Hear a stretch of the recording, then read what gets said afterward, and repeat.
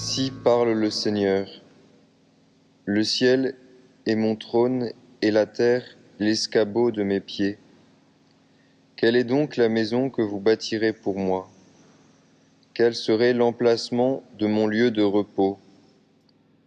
De plus, tous ces êtres, c'est ma main qui les a faits, et ils sont à moi tous ces êtres, oracle du Seigneur.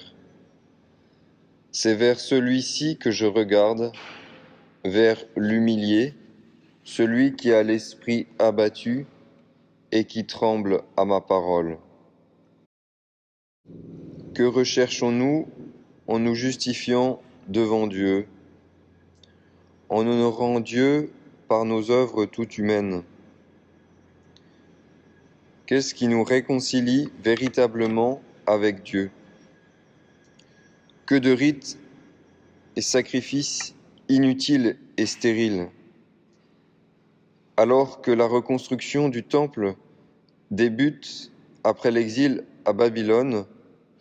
Le prophète en relativise l'importance. Le sanctuaire et les rites n'ont de sens que s'ils se réfèrent à une disposition intérieure et un agir moral authentique.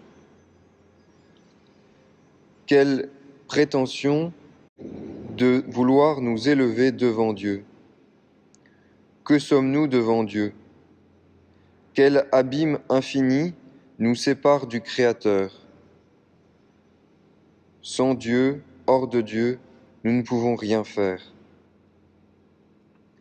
De cette double connaissance du tout de Dieu et du rien de l'homme, notre âme s'humilie devant Dieu.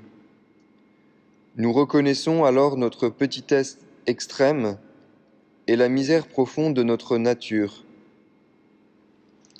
Mais, paradoxalement, connaissant notre néant, nous nous laissons trouver Dieu, ou plutôt Dieu vient nous trouver. Dieu se penche, tourne son regard vers l'humilié. Dieu s'abaisse vers celui qui s'abaisse.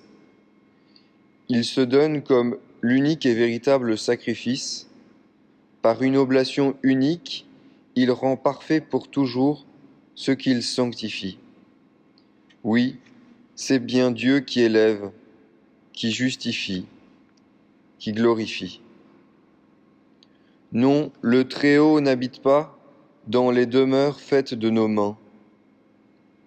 Mais si nous nous abaissons, si nous écoutons sa parole, si nous en vivons, nous ouvrons notre existence à la communion, à la vie divine.